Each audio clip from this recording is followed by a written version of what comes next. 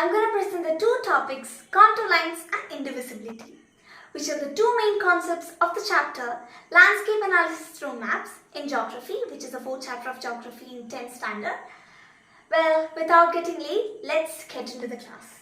In this class, I'm going to cover 7 main concepts that are what are contour lines, what are contour values, what are contour intervals, assessment from contour patterns, assessing the topography from contour patterns, then indivisibility and the use of indivisibility in daily life.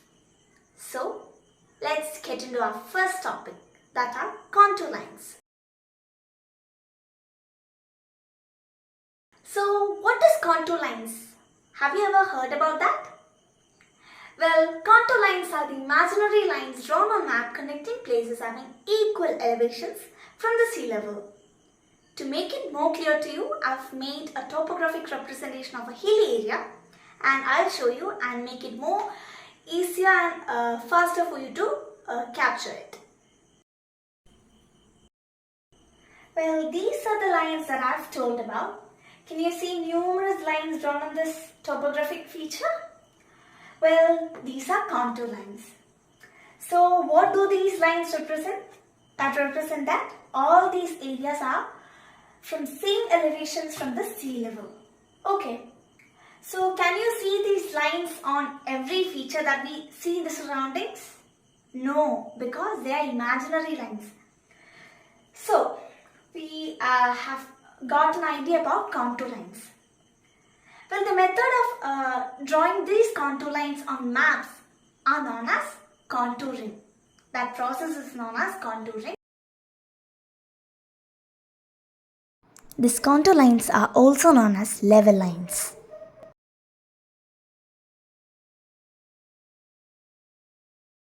There are 3 types of contour lines you will see on map. They are intermediate contour lines, index contour line and supplementary contour line.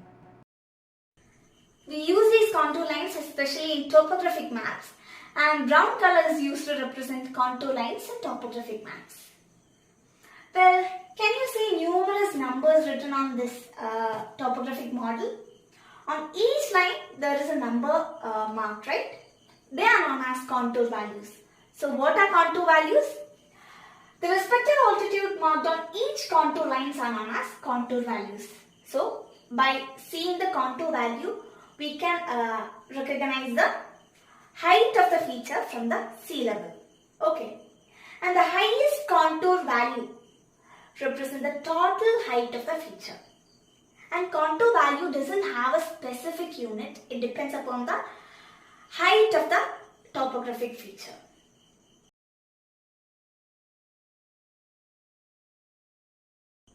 Well, now let's see what are contour intervals. The difference between two adjacent contours are known as contour intervals. That is, the difference between two adjacent contour values are known as contour intervals. Contour intervals will be a constant. Okay. So, these are the two adjacent contour lines, and the difference between the contour values marked on these lines are known as contour intervals. So, what is the contour interval over there? Here 200 minus 100, that is 100. 100 is the contour interval over there, and throughout the feature it is 100. Here's a picture of contour intervals. Next, let's see what are the things that we can assess from contour lines. Altitude of a place, nature of slopes, shape of the landform. So these are the things that we can assess from contour lines.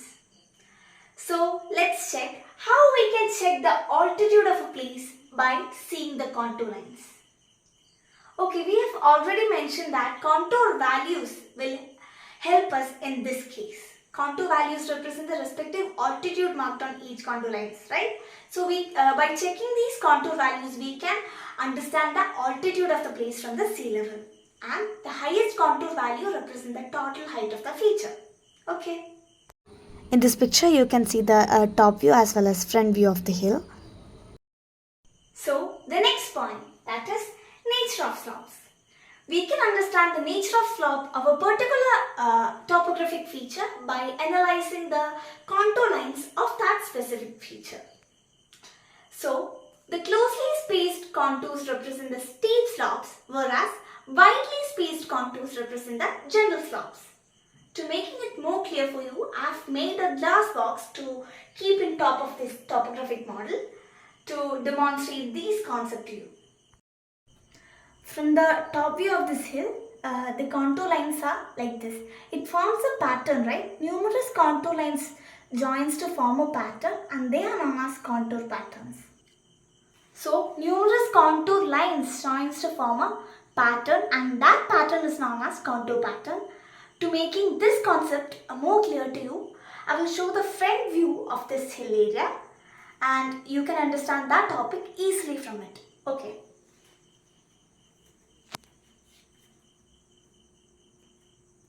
In this side of this contour pattern, the contour lines attain more width and the slopes over that area is comparatively gentle, whereas in the opposite side the contour lines are more closer, so the hilly area over there is more steeper. Okay.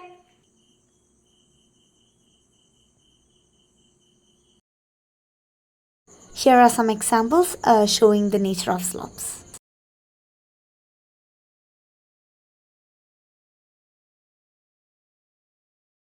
Absence of contour lines indicates the land is flat or lowland.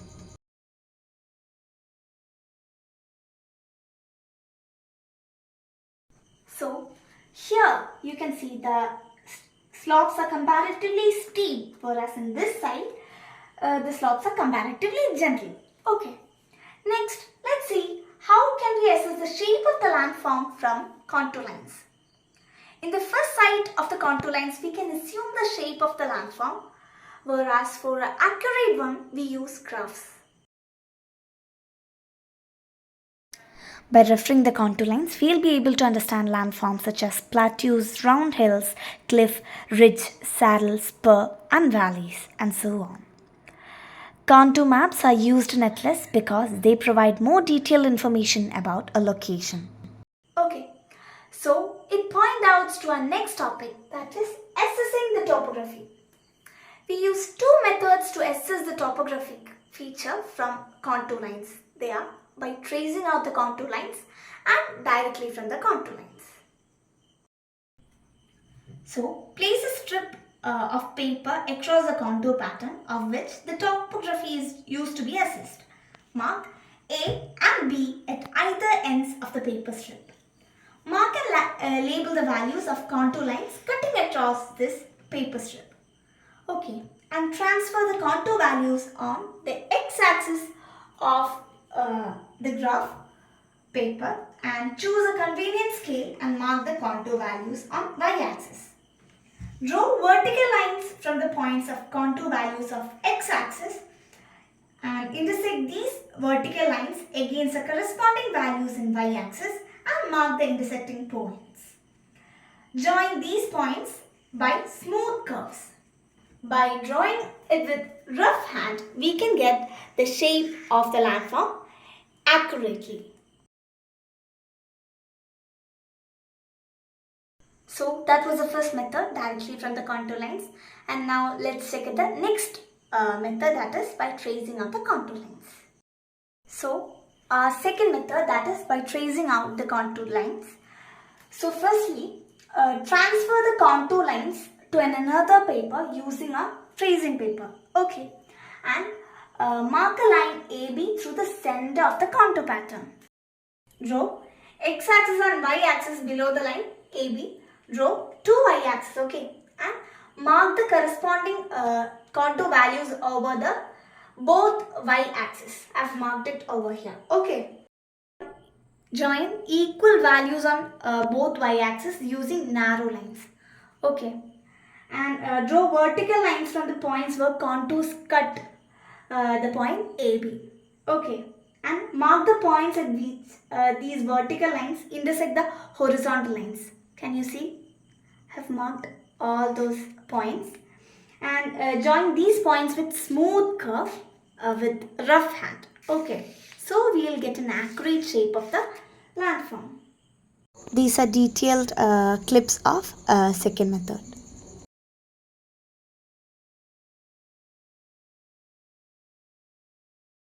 So that is all about the second method, that is by tracing out the contour lines. The contours provide important information which can help us to study the nature of terrains. This proved to be useful for the selection of sites to determine catchment area of drainage basins or to indivisibility between two or more stations. Application in the agriculture field for farmers to take considerations of various facets of landform like altitude, relief, slopes, the direction of slopes, and the drainage. These are the places where we use these contour maps in our daily life. There are 7 rules for the contour lines. They are: contour lines never cross, contour lines never touch, contour lines indicates areas of equal elevation, close contour lines show a steep slope, far apart contours show a gentle slope. Index lines are darker and show elevation. V's point upstream, Hutchers denote depression. And now let's enter into the second major concept, that is indivisibility. What is indivisibility? Indivisibility is a mutual visibility between two points without any obstruction blocking the view. If two places are mutually visible, we say that those places are indivisible. And if two places are not visible, mutually visible, we say that those places are not indivisible. Okay, to make this concept more clear, I will show it on the topographic model that I have made. Here, on this topographic model, I have marked some points using a picturized model of a man. Okay, so and I've named it A and B and so on. Okay, so here we can say that A and B is mutually visible. Okay, they can see in straight line distance. So we can say that these places are indivisible, whereas B and D are not visible. Likewise, D and C are not visible. Here, these places are not indivisible. The topographic feature which block the mutual visibility between two points are known as blocking feature. So, this is a topographic feature that disrupt the visibility between these 2 points. So, this feature is known as blocking feature. So, now you have got an idea about what are indivisible places and not indivisible places. Okay, is that clear? Here A represent indivisible place whereas B represent not indivisible place. Here you can see the example of blocking feature, and these are some more details about that. Let's see how can we use this concept in our daily life. Indivisibility assessment. Erecting electric post, fixing the mobile towers, fixing the wireless transmission towers. So these are the areas which we use this concept widely. This picture shows the example of wireless transmission tower fixing, and this also shows the same thing. Here you can see a mobile towers example. Here you can see while fixing electric post, indivisibility is being applied to. So we can minimize range issues, signal issues, etc. to an extent. The most suitable place for fixing a tower in a hilly area is the top of the landform, because the top area is mutually visible to most areas. Okay, so indivisibility is being applied in every areas over there. Well, with this I would like to conclude this session. Thank you.